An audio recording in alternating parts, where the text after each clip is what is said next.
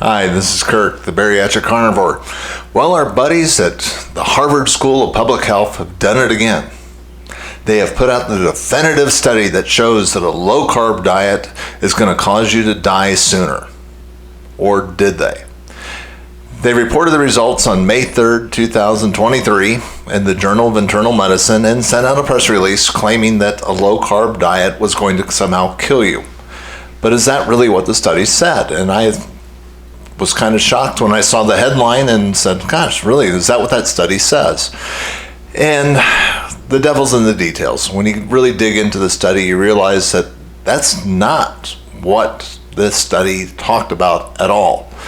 It's called an epidemiological study. What that means is they give what's called a food frequency questionnaire that Harvard Public Health has been using for years to generate all the volumes of data that go along with whatever health conclusion they want to create. And what this food frequency questionnaire is, and why I think they are just the most idiotic things ever created. They ask questions like, how many cups of ribs did you eat in the last year? And for goodness sakes, I know what I ate in the last year. It's going to be basically beef, bacon, eggs. It's going to be, that's 90% of my calories right there. And yet, again with some butter. And I know about what I've eaten, but I couldn't tell you how many cups of ribs I had. I could guess, but is a guess really good science? And that's what they're basing it on. And then to make matters even dumber, is they said, okay, we're going to define a low-carb diet as somebody who gets 50% of their calories from carbohydrates. And I sat there in absolute disbelief when I looked at that going, wait a minute, I get 2% of my calories each day from carbohydrates, sometimes even less. How in the heck can you say that 50% of your calories every day coming from carbohydrates is a low-carb diet? Most people define a low-carb diet as between 20 and 50 total grams of carbohydrates a day. That is not 50%. So their terms were just very loosely defined. And then to make matters even more dumb, they tried to create a difference. They tried to show that there's a high-quality low-carb diet and a high-quality low-carb diet. And the way they defined that is the people that ate the high-quality low-carb diet were people that ate boneless, skinless chicken breasts, people that minimized their amount of saturated fat. That is not a typical carnivore ketogenic diet. Most of our stuff is from fatty red meat. That's where we get our energy from. We're not getting it from carbohydrates. And then I kind of looked at it and scratched my head and said, when did they do that food frequency questionnaire? 30 years ago. Wow. Now think about where the world was 30 years ago.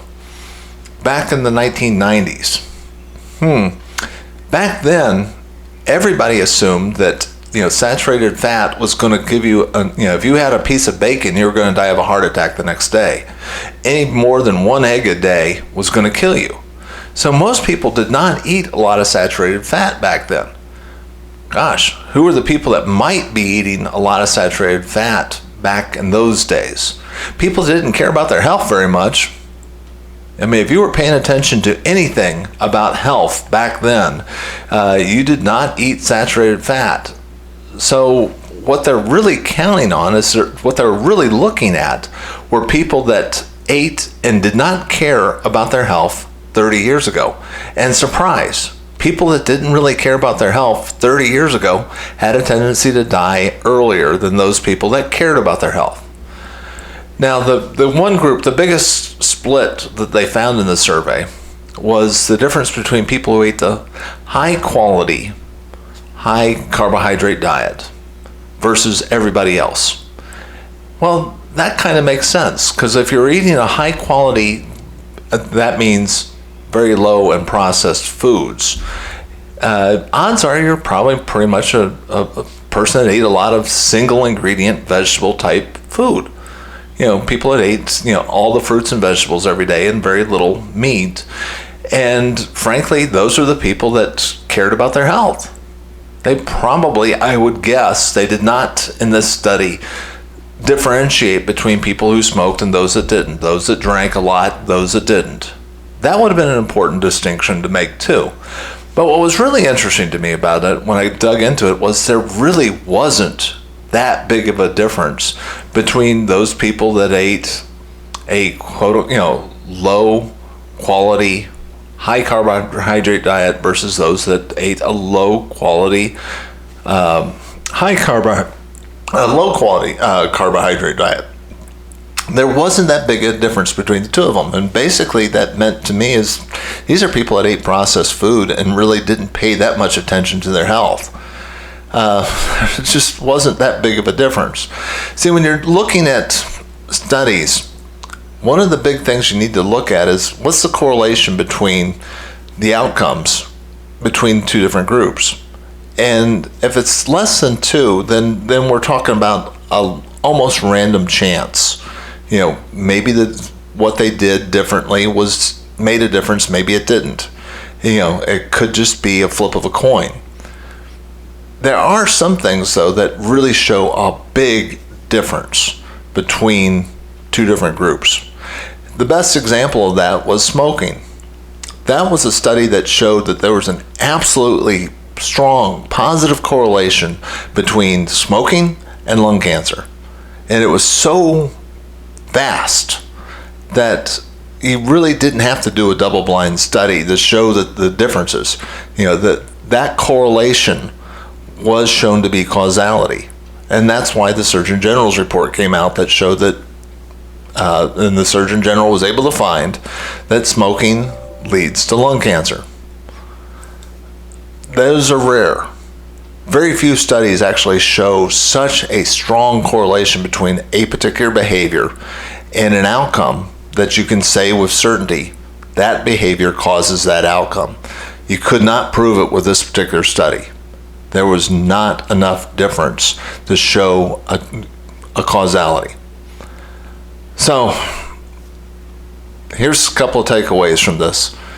Number one, probably don't take your health advice from the headlines in newspapers. What are those headlines designed for? They're to sell stuff. They're trying to get you to read the headline, and they're trying to make it as disastrous as possible.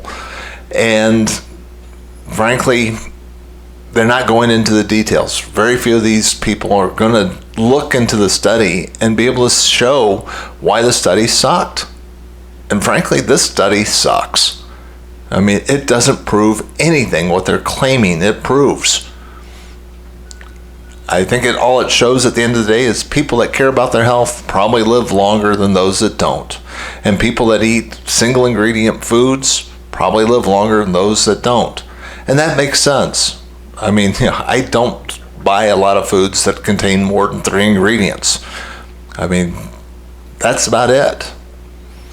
So take a look at, the study, take a look at, what type of headlines have been scaring the heck out of you.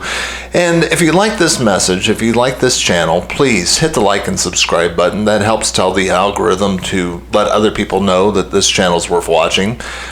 If you've been terrified by a stupid headline, please share it in the comments below and let other people know why the study stank. And frankly, just because somebody from Harvard tells you that a study is, it makes a health pronouncement, don't believe it. Take a look at the study a little bit, and see how did they do it and what are they really trying to prove. And it's amazing how many stupid studies you can ignore that really don't say what the headlines say they say. This is Kirk, the Bariatric Carnivore. We'll talk to you tomorrow.